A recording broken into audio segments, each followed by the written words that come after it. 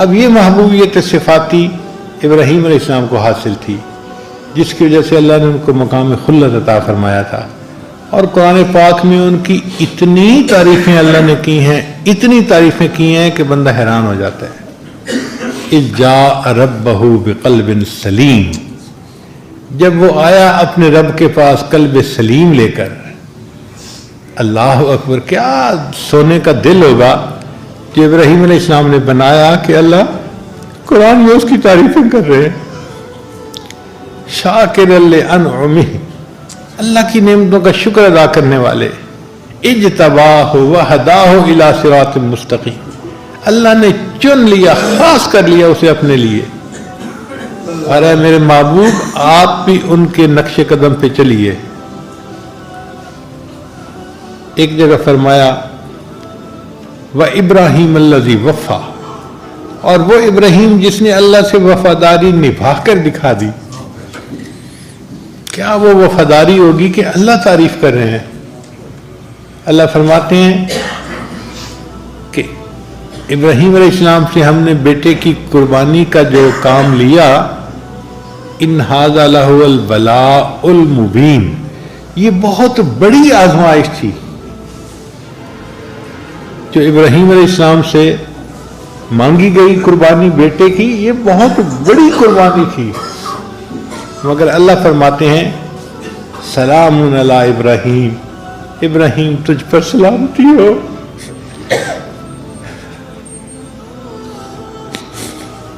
ابراہیم تو جیتا رہے، ہماری زبان میں اس کا ترجمہ یہ بنے گا، اب جیسے کسی بچے سے خوش ہوتے ہیں نا تو عورت دعا دیتی ہے، اے بیٹے تو جیتا رہے، سلام علی ابراہیم، بالکل یہی مانے، ابراہیم تو جیتا رہے، تو نے کتنی بڑی قربانی دی۔ اللہ فرماتے ہیں پھر ہم نے اس قربانی کو بعد میں آنے والوں کے لیے بھی جاری کر دیا، وَتَرَكْنَا عَلَيْهِ فِي الْآخِرِينَ سلام علی ابراہیم۔ تو ابراہیم علیہ السلام سے اللہ کو جو تعلق تھا، ابراہیم علیہ السلام کو محبوبیت صفاتی کا تعلق تھا، اللہ نے ان کو اپنا خلیل بنا لیا۔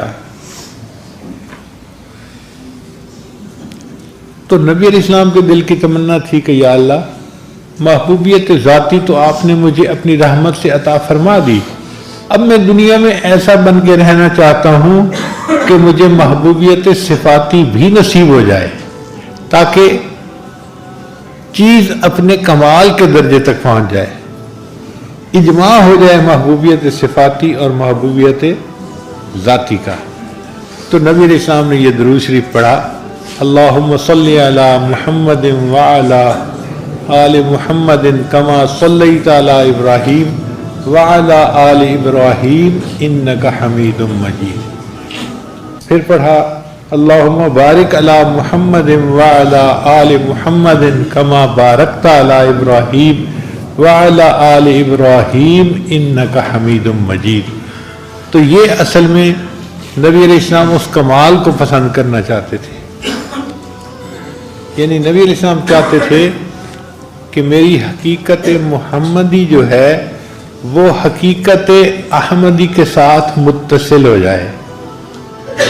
آپ کا نام محمد اس دنیا میں تھا، آخرت میں آپ کا نام احمد ہوگا۔ تو نبی علیہ السلام کی حقیقت کے دو پہلو ہیں، ایک ہے حقیقت محمدی اور ایک ہے حقیقت، جو حقیقت محمدی تھی وہ تمنا کرتی تھی کیا میں اللہ کا شکر گزار بندہ کیوں نہ بنوں، اللہ نے تو گناہوں کے معاف ہونے کا وعدہ فرما دیا۔ تو نبی علیہ السلام فرماتے ہیں افلا اکون عبدا شکورا، کیا میں اللہ کا شکر گزار بندہ نہ بنوں۔ وہ جو حقیقت محمدی تھی وہ تڑپتی تھی کہ کاش میں عروج حاصل کروں حتیٰ کہ حقیقت احمدی کے ساتھ وصل ہو جاؤں۔ اس لیے نبی السلام مجاہدہ فرماتے تھے، مشقت اٹھاتے تھے، دین کی خاطر آپ نے بہت قربانیاں دی۔ اور امام ربانی مجدد ثانیہ نے اپنے مکتوبات میں لکھا ہے کہ نبی علیہ السلام نے جو امت کو دین سکھایا اور امت نے نیکیاں کی، اب اس کا ثواب نبی علیہ السلام کے اعمال نامے میں بھی گیا نا، الدال علی الخیر کفاعلہ، تو یہ ثواب نبی علیہ السلام کے بھی حصے میں گیا۔ اور یہ اتنا ثواب کہ مجدد صاحب فرماتے ہیں کہ نبی علیہ السلام کے پردہ فرمانے کے 1000 سال کے بعد حقیقت محمدی کو عروج حاصل ہوا اور وہ حقیقت احمدی کے ساتھ متصل ہو گئی۔ اب نبی علیہ السلام کی دونوں حقیقتیں ایک ہیں۔ آپ کو اللہ نے محبوبیت ذاتی بھی دی ہے اور آپ کو اللہ نے محبوبیت صفاتی بھی دی ہے، اور یہ محبوبیت صفاتی دنیا میں مل سکتی تھی اور نہیں کہیں مل سکتی۔ دنیا ہی ہے جس میں انسان اعمال کرے تو اس کو اللہ تعالیٰ روحانی ترقی عطا فرماتے ہیں، تو اس لیے درود شریف آ گیا۔ اب درود شریف کے بعد پھر دعا سکھائی گئی، تو دیکھو کتنی خوبصورت دعا، رب اجعلنی مقیم الصلاۃ ومن ذریتی ربنا وتقبل دعا ربنا اغفر لی ولوالدی وللمؤمنین یوم یقوم الحساب۔ اب آپ سبحانک اللہم سے لے کے یوم یقوم الحساب تک دیکھیں کیا خوبصورت مضمون ہے نماز میں۔ اور اگر انسان کو ان معنی کا اندازہ ہو اور پتہ ہو کہ میں اپنے رب کے سامنے کھڑا ہوں، تو انسان اپنی نماز کو انجوائے کرتا ہے۔ اس لیے نبی علیہ السلام فرماتے تھے قرۃ عینی فی الصلاۃ، میری آنکھوں کی ٹھنڈک نماز میں ہے۔ نبی علیہ السلام اس لیے فرماتے تھے ارحنی یا بلال، بلال اذان دے میری آنکھوں کو ٹھنڈک پہنچا دے۔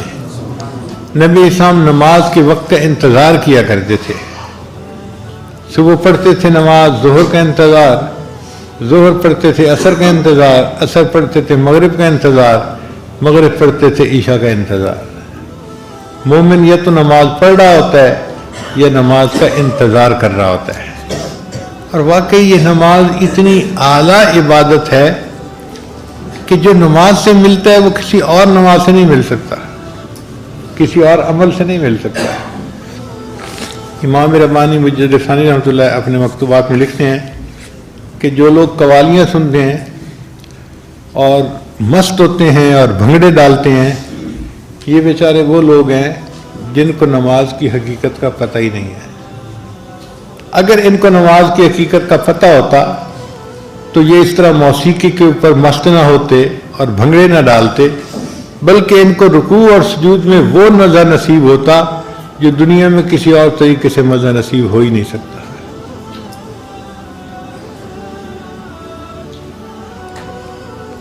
اس لیے ہمارے مشائخ جو بیعت ہوتے تھے نا، تو ان کا مقصد یہی ہوتا تھا کہ اپنے شیخ سے نماز کے اسرار و رموز سیکھیں اور اپنے اکابر جیسی نماز پڑھنا ہمیں بھی حاصل ہو جائے۔ شاہ اسماعیل شہید رحمۃ اللہ علیہ سید احمد شہید رحمۃ اللہ کی خدمت میں حاضر ہوئے تو یہ کہا کہ حضرت مجھے بھی صحابہ جیسی نماز پڑھنا سکھا دیں، مجھے بھی صحابہ جیسی نماز پڑھنا سکھا دیں۔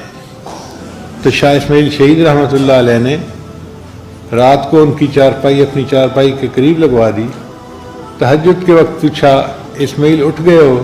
حضرت اٹھ گیا ہوں، جاؤ وضو کر کے آؤ۔ وہ کہتے ہیں کہ میں گیا اور وضو کر کے آیا۔ پوچھا وضو کر لیا؟ حضرت وضو کر لیا۔ تو فرمایا اچھا اللہ کے لیے 2 رکعت پڑھ لو۔ وہ فرماتے ہیں کہ شاہ سید احمد شہید رحمۃ اللہ نے یہ جو لفظ کہا نا کہ اللہ کے لیے 2 رکعت پڑھ دو، اس نے میرے دل کا تالا ہی کھول دیا۔ میں نماز میں کھڑا ہوا، میرے آنسو نہیں تھمتے تھے، وہ تالے کھل گئے تھے، اور اس دن میں نے پہلی مرتبہ ایسی نماز پڑھی کہ مجھے گمان ہوا کہ شاید صحابہ ایسی نماز پڑھتے تھے۔ اس نماز کو ہمیں سیکھنا چاہیے اور اس کو ایسے پڑھنا چاہیے کہ اللہ کو پسند آ جائے، ہماری نماز اللہ کو پسند آ جائے۔ اس لیے ساجد نے آپ حضرات کی خدمت میں آج نماز کے بارے میں چند باتیں عرض کر دی۔ علامہ اقبال نے بہت عجیب شعر کہا ہے، عشق اگر تیرا نہ ہو میری نماز کا امام، میرا قیام بھی حجاب میرا سجود بھی حجاب۔ اللہ کا عشق جو ہے وہ ہماری نماز کا امام ہو، پھر نماز نماز ہوگی۔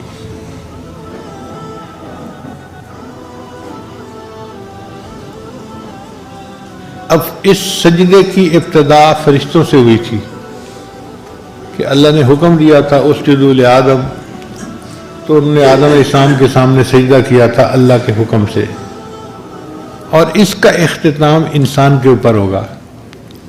قیامت کا دن ہوگا، اللہ تعالیٰ اپنی ساتھ کی تجلی عطا فرمائیں گے، اور اس ساتھ کی تجلی کو دیکھ کر سارے مومنین سجدے میں جا فرمائیں گے، سوائے ان کے جو گنہگار ہوں گے یا غافل ہوں گے۔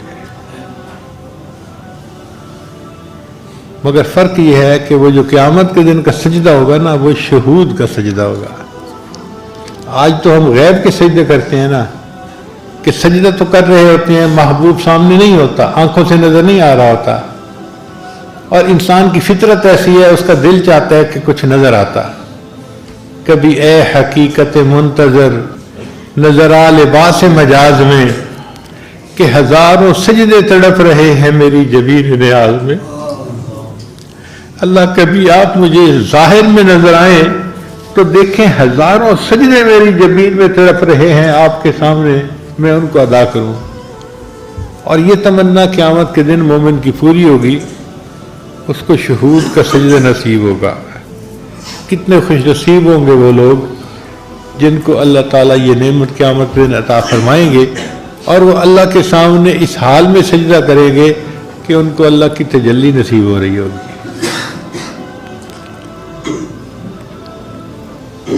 میری زندگی تو فراق ہے، رگ جاں سے لاکھ کری سہی، وہ نگاہ شوق سے دور ہے، رگ جاں سے لاکھ کری سہی۔ شاعر کہتا ہے کہ اللہ تیرا بیت اللہ دیکھنے کا موقع تو ہمیں نہ مل سکا، کہ ہم جاتے تو بیت اللہ کے سامنے جا کے سجدے کرتے، چلے ہم یہیں سجدہ کر لیتے ہیں۔ تیرا در تو ہم کو نہ مل سکا، تیری راہ گزر کی زمین سے ہی، تیرا در تو ہم کو نہ مل سکا، تیری راہ گزر کی زمین سے ہی، ہمیں سجدہ کرنے سے کام ہے، جو وہاں نہیں تو یہیں سے ہی۔ اللہ ہم نے تو سجدہ کرنا ہے نا، اگر نہیں زیارت نصیب ہوئی تو کوئی بات نہیں، ہم یہیں پہ سجدہ کرتے ہیں، مگر اس طرح کرتے ہیں جیسے آپ ہمارے سامنے ہیں۔ سر طور ہو سر حشر ہو، ہمیں انتظار قبول ہے۔ اے اللہ آپ اپنے دیدار کا وعدہ تو کرے نا، طور پہ کرواتے ہیں تو اس کا بھی انتظار کر لیں گے، اور حشر کے دن کا وعدہ کرتے ہیں تو ہم اس دن کا بھی انتظار کر لیں گے۔ سر طور ہو سر حشر ہو، ہمیں انتظار قبول ہے۔ وہ کبھی ملیں وہ کہیں ملیں، وہ کبھی صحیح وہ کہیں صحیح۔ اب جب چاہیں اور جہاں چاہیں تجلی کا وعدہ فرمائیں، اللہ ہم اس کا انتظار کرنے کے لیے تیار ہیں۔ اللہ تعالی ہمیں بھی اپنے ان خوش نصیب بندوں میں سے بنائیں جن کو جنت میں اپنے رب کا دیدار نصیب ہو، اور وہ اس نعمت سے فیض یاب ہوں۔ وآخر دعوانا ان الحمد للہ رب العالمین۔